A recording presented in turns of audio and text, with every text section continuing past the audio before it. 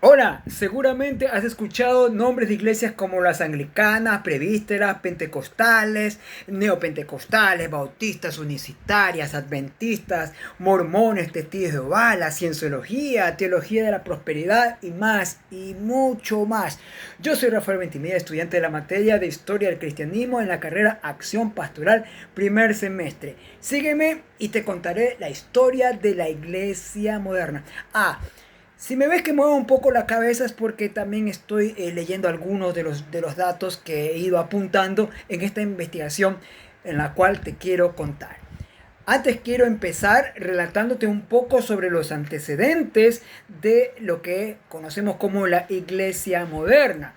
La Iglesia moderna surgió en el año 1648 cuando se firmó la Paz de Westfalia. Este documento se firmó en las ciudades alemanas de Münster y de Osnabrück.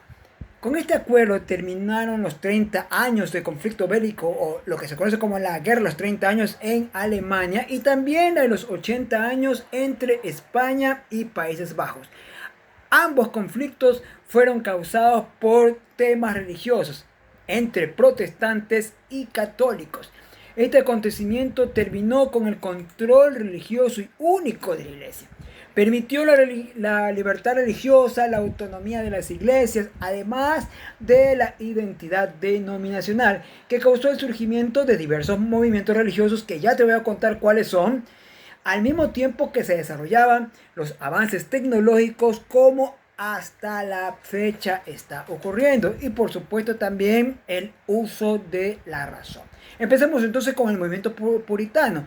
El movimiento puritano empezó a gestarse, de hecho, un poco antes de lo que conocemos como la iglesia moderna, es decir, todavía dentro de lo que eran los conflictos bélicos que ya te mencioné. Más bien, este movimiento puritano empezó a gestarse en la década de 1630, a finales de la década de 1630, como una facción calvinista radical.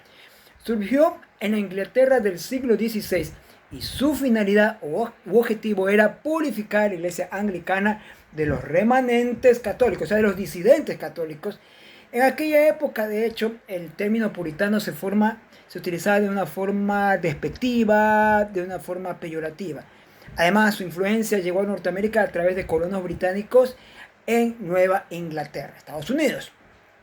Su poder como movimiento empezó a debilitarse en la década de 1660, aunque se mantuvo hasta inicios de la década de 1700. Ahora vayamos con el movimiento wesleyano, también conocido como la Iglesia Metodista. Este surgió en el siglo XVIII con los hermanos John y Charles Wesley. Se trata de una tradición cristiana proveniente del protestantismo y centrada en la santidad práctica, la gracia de Dios y su amor a Él y al prójimo, más la transformación social. Esa práctica era muy visible con su postura anti-esclavista y la defensa de los derechos de la mujer, sobre todo desde el siglo XIX. El movimiento wesleyano define al pecado como una transgresión voluntaria contra una ley de Dios ya conocida. La doctrina metodista enseña que la vida del cristiano después del nuevo nacimiento debe caracterizarse por la santidad, viviendo victoriosamente sobre el pecado. Ahora vayamos con el movimiento racionalista. Es más bien una corriente filosófica que surgió entre el siglo XVIII y XIX. Recuerden que ya habíamos dicho al principio que también empezó a desarrollarse mucho el tema de la razón. Bueno, surgió entre el siglo XVIII y XIX, donde la razón humana está por encima de la revelación divina, los dogmas tradicionales y la sobrenaturalidad de los milagros, incluso cuestionándolos. Esta postura transformó la teología al priorizar la lógica sobre la fe autoritaria. En consecuencia, causó una brecha entre la fe tradicional y una fe más intelectual o liberal, donde la autoridad eclesiástica fue sustituida por el libre pensamiento. Para muchos empezó con el físico y matemático francés René Descartes. Tienes que haberlo escuchado a través de su famosa expresión que dice: primero pienso, luego existe. Bueno, Ahora vayamos un poquito también con el movimiento anglo-católico. Surge a mediados de la década de 1830 en la Universidad de Oxford, Inglaterra, tras una reducción de los obispados y arzobispados irlandeses. Esto marcó también el inicio del movimiento de Oxford tras un sermón del teólogo John Keble acerca de lo que se consideraba como la apostasía nacional. Su doctrina enfatiza la presencia de Cristo en la Eucaristía, es decir, el pan y el vino en el cuerpo y la sangre de Cristo.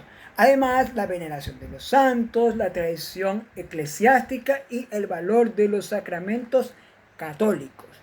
El anglo-catolicismo introdujo el uso de vestiduras litúrgicas conocidas como las casullas. Esas son ese tipo de túnicas blancas que se ven en las misas, ¿no? También el uso del incienso, las velas y otros movimientos propios del catolicismo romano, pero adoptados en la Iglesia de Inglaterra. Vayamos ahora con el movimiento bautista. Este surgió en el siglo XVII y es una denominación cristiana evangélica caracterizada por el bautismo de los creyentes por inmersión bajo el agua, la autonomía congregacional y autoridad suprema de la Biblia. Sus miembros se oponen al bautizo de bebés, creyendo que el bautismo debe ser una decisión personal y consciente de fe. Además, consideran a la Biblia como la única regla infalible de fe y práctica. Movimiento misionero nació a finales del siglo XVIII con el bautista inglés William Carey. Expandió la iglesia moderna hacia América, sobre todo al impulsar la evangelización global, separándola del poder político colonial. Se caracteriza por el envío de misioneros voluntarios, o más bien por llamado del Espíritu Santo, también por la traducción bíblica y también se caracteriza por la plantación de iglesias autóctonas y una adaptabilidad cultural profunda, más o menos algo parecido a lo que hacía Pablo en el siglo I. Carey promovió la organización misionera protestante tras su misión en la ciudad de Calcuta, en la India, en el año 1793, a través de su lema: espera grandes cosas de Dios e intenta grandes cosas para Dios. Ahora vayámonos con otras corrientes. La iglesia congregacionalista. Bueno, apareció en la etapa más radical de la Reforma Protestante, es decir, en el puritanismo de Inglaterra, con la intención de obtener autonomía local y se consolidaron como iglesia moderna desde el año 1648. Su premisa es que cada iglesia local se autogobierna, se financia y toma decisiones en asambleas de sus miembros. Su influencia se evidencia hoy en la relevancia social, la evolución de la tecnología, la inclusión y más. El problema es que hoy adoptan posturas demasiado progresistas en temas como la identidad de género, la sexualidad y la justicia social en la actualidad. Ahora vayamos con la iglesia cuáquera. Si tú has tomado avena cuáquer, seguramente has visto la imagen de un cuáquero en su fundita. Ese es un cuáquero, ¿no? De la avena cuáquer. Conocida también este movimiento o esta iglesia como la Sociedad Religiosa de los Amigos, apareció en la Inglaterra del siglo XVII como una comunidad disidente del protestantismo. Actualmente se caracteriza por la diversidad, la falta de credos estrictos, sacramentos formales y el enfoque en la iglesia, en la guía interior, o lo que llaman ellos más exactamente la luz interior. Ellos no tienen pastores jerárquicos en las ramas no programadas, basando su fe más en la experiencia personal con lo divino, lo que ellos llaman el temblor ante la presencia de Dios, basándose en el Salmos 96, los versículos del 7 al 9. De hecho, cuáqueros proviene de la palabra inglesa quake, que significa temblor, y se estima que hoy existen alrededor de 400.000 cuáqueros en todo el mundo. Vayamos con la iglesia presbiteriana, también has escuchado. Es una denominación protestante basada en el calvinismo, propulsada por John Knox. Se la conoce por la autoridad de los presbíteros elegidos por la comunidad y su enfoque en la soberanía de Dios, tanto como en la autoridad bíblica. Su doctrina apunta a la justificación por la fe, la gracia de Dios y la centralidad de las Escrituras. La iglesia episcopal partió esta de la Reforma Anglicana y en la era moderna se distingue por su enfoque inclusivo en la teología liberal. Según su doctrina, busca un punto medio entre el catolicismo y las tradiciones reformadas desde el siglo XVI. Ahora veamos la Iglesia Hermanos de Cristo o Hermanos Unidos. Se trata de una denominación cristiana con raíces anabautistas, o sea, que provienen del protestantismo más radical, ¿no? Y que tiene que ver con la inmersión de las personas con conciencia de fe y no de los bebés. También tiene raíces wesleyanas, es decir, que se basan mucho en la santidad.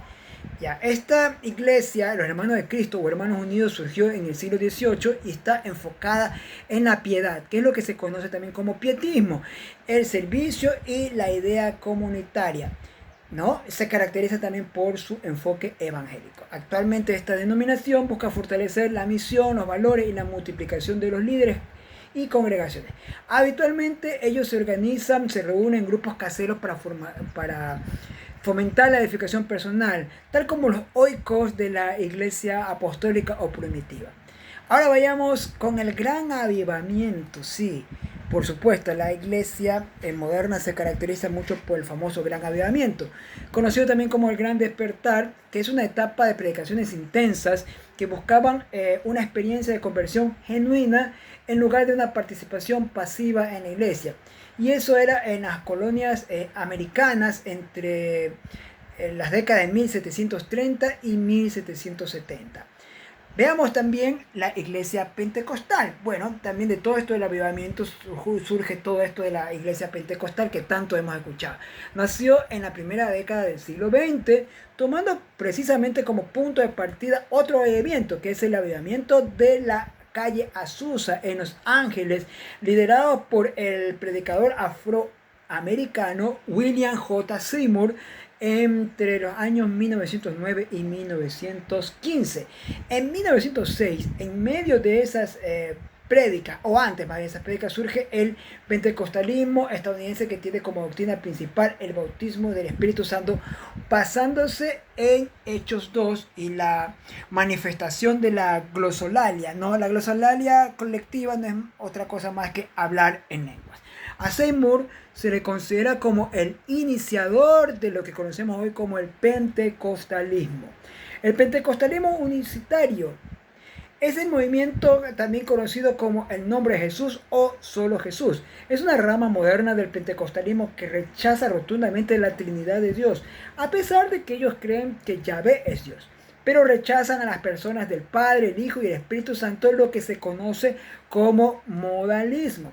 El unicitarismo moderno surgió en cambio en 1913 en California, mientras que su antecesor nació en 1779 con el bautismo solamente en el nombre de Jesús.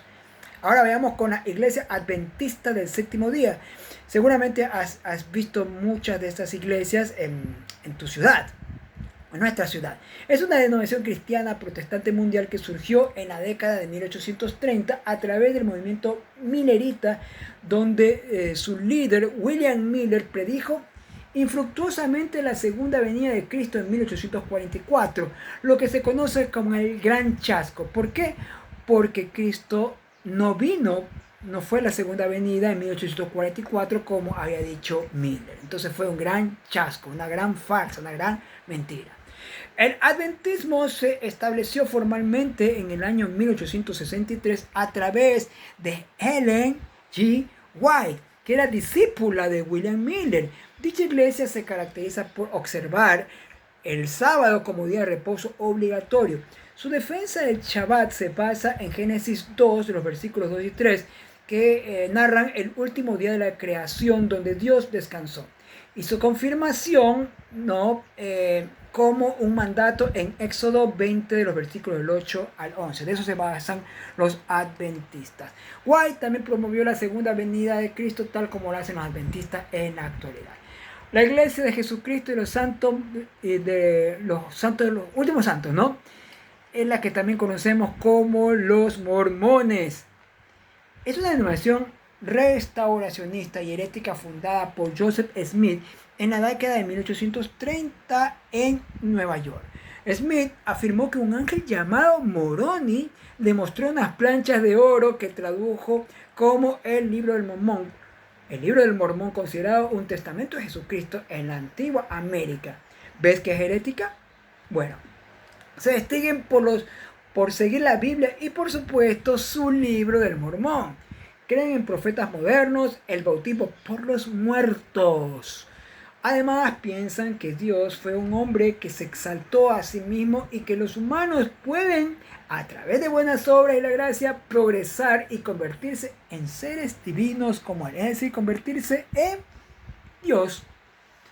Ahora veamos otro movimiento muy conocido que son los Testigos de Jehová. Seguramente lo has visto yendo de puerta en puerta, tocando timbres, etcétera, ¿no? Y también sus famosas revistas La Atalaya y Despertar. Bueno, este movimiento de los Testigos de Jehová comenzó en 1870 con Charles Taze Russell, quien formó un grupo de cristianos restauracionalistas, milenaristas y antrinitaristas en Pensilvania. ¿Qué son los milenaristas? Los milenaristas son los que creen más bien en la doctrina del reino milenial de Jesucristo, el reino de los 1000 años. Y antitrinitaristas porque desconocen la Trinidad de Dios. Eran también conocidos, antes de llamarse Testigos de Jehová, eran conocidos como el movimiento de los estudiantes de la Biblia. Se distingue también por sus normas estrictas como la no celebración de cumpleaños ni festividades y la negativa a las transfusiones de sangre. Es decir, que si tú necesitas sangre en un hospital y eres testigo de Jehová, te mueres. Y su intensa también labor por la predicación en grupos, como ya te mencioné, de casa en casa, tocando puerta en puerta, ¿no? Entonces, ahora vayamos con también la iglesia cristiana de la ciencia o la cienciología, ¿no? Esta iglesia también es muy conocida sobre todo por muchos de sus miembros famosos, los de Hollywood, como Tom Cruise, por ejemplo, ¿no? Este movimiento, la cienciología, fue fundada por Ron Hubbard en la década de 1950. En 1950, y es un sistema de creencias descrito como religión por sus seguidores, pero ampliamente criticado y clasificado en algunos lugares como una secta o un culto manipulador e incluso represor. Sus líderes sostienen que los humanos son seres espirituales inmortales, conocidos como Thetans, que están atrapados en un ciclo de reencarnación y que están afectados por traumas psicológicos, incluyendo una narrativa sobre un gobernante alienígena llamado Xeno. ¡Qué loco! Bueno, actualmente es conocida, como les dije, por la membresía de los miembros de Hollywood, pero muchos han escapado de la cienciología y la han señalado como represora, incluso que los han amenazado con divulgar los secretos más íntimos de sus miembros. Y también es un movimiento que se lucra a través de mencionarle a sus miembros de que llegan a determinado nivel en que conocen nuevos secretos de la cienciología mientras pagan grandes cantidades de dinero. La teología de la prosperidad no es tan actual como creías. Verás, también surgió en la década de 1950, no es de este milenio. Aunque actualmente ha cobrado más fuerza, sobre todo en las congregaciones consideradas como las mega iglesias. Ya vamos a hablar de las mega iglesias. No obstante, sus raíces se remontan al movimiento del nuevo pensamiento del siglo XIX. Su resurgimiento ocurrió tras la Segunda Guerra Mundial, donde los cristianos comenzaron a vincular fuertemente la fe con la salud física y la riqueza financiera. ¿Ya? Pero ya en las décadas del 70 y 80 aumentó su auge a través de la famosa confesión positiva de creer para recibir, ¿no? Seguramente has escuchado eso de recibe, decreta, declara, pacta y recibirá y todo eso, ¿no? No es de ahora, ¿no? Ya tiene tiempo y tiene que ver con la teología de la prosperidad. Desde el inicio del actual milenio se ha extendido a Latinoamérica y otras partes del mundo a través de líderes del movimiento carismático, donde el discurso evade la confrontación y el pecado y el arrepentimiento. No hay confrontación de pecado. Lo que importa para ellos es de que prosperes financieramente o de que te mantengas buena salud. Y finalmente vamos con las mega iglesias. Aunque hoy se las vincula con las congregaciones que sobrepasan de los 2000 asistentes en un recinto por domingo, la expansión o también la expansión de varias sedes con una marca de la iglesia como Hillsong, entre otras mega iglesias que seguramente conoces. Las mega iglesias realmente surgieron en el siglo XIX en el tabernáculo de Londres a través de líderes como el mismísimo Charles Spurgeon. Te sorprendió, ¿verdad? Considerado Spurgeon como el príncipe de los sermones de la iglesia moderna, dicha sede londinense acogió a cerca de 6.000 congregantes en los tiempos de Spurgeon, así que no es nuevo el tema de las mega iglesias. El modelo actual de las mega iglesias, a diferencia de lo que ocurría en el tiempo de Spurgeon, el modelo actual se caracteriza más por ser un sensible buscador de emociones, adaptando el culto dominical, el discurso y la música para atraer a un público consumidor, casi como que si se tratara de un negocio o de una estructura empresarial.